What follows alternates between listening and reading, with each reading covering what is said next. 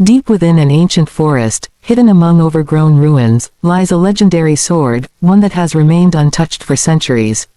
Embedded in a stone altar, its blade glows with an ethereal blue light, pulsing faintly as if waiting for the right person to claim it. Legends say that the sword does not belong to just anyone, it chooses its own master. Many warriors have tried to claim it, but none have succeeded. The village elders speak of a prophecy, one that tells of a destined wielder who will rise to wield the blade against a great darkness.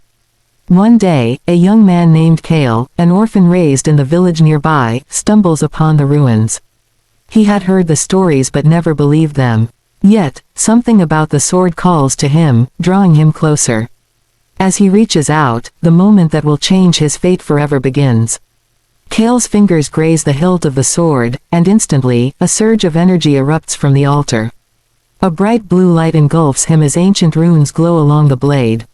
His vision blurs, and whispers of forgotten voices echo in his mind. The sword has chosen him. Before he can fully grasp what has happened, a group of heavily armed bounty hunters emerges from the shadows. Their leader, clad in dark armor, smirks. There he is. Take the boy, alive. The sword belongs to Lord Valtheron. Panic surges through Kael as he yanks the sword from the altar.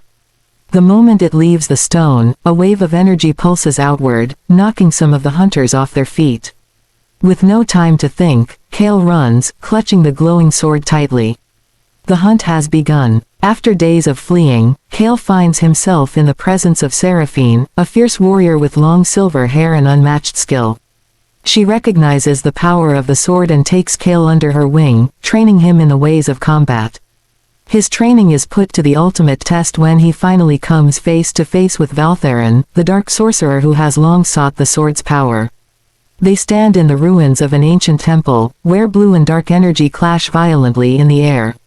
"You are not worthy of that sword, boy," Valtheron sneers. Kael tightens his grip, his heart pounding. He has come too far to surrender now.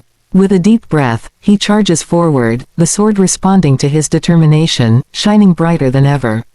Their battle shakes the very foundations of the temple, each strike echoing through the night. Kael fights not just for himself, but for the destiny the sword has placed upon him. Exhausted and battered, Kael stands victorious over Valtheron's fallen form. The dark sorcerer's power fades, and the cursed energy that had plagued the land begins to dissipate. The sword, now dimmer, acknowledges Kael's triumph. Seraphine steps forward, a proud smile on her face. "You have proven yourself. But your journey is far from over." The villagers celebrate the end of Valtheron's tyranny, yet Kael knows his path is only beginning. The sword has chosen him, but the true weight of its responsibility has only just begun to reveal itself. As the sun rises, Kael stands atop a high cliff, gazing at the vast world before him. The wind touzles his hair, and the sword rests at his side, its glow faint but ever present. The battle is won, but new challenges await. The sword did not just choose a master, it chose a guardian. Kael takes a deep breath and steps forward, ready to embrace the adventure that lies ahead. For the legend of the sword that chooses its master is only just beginning.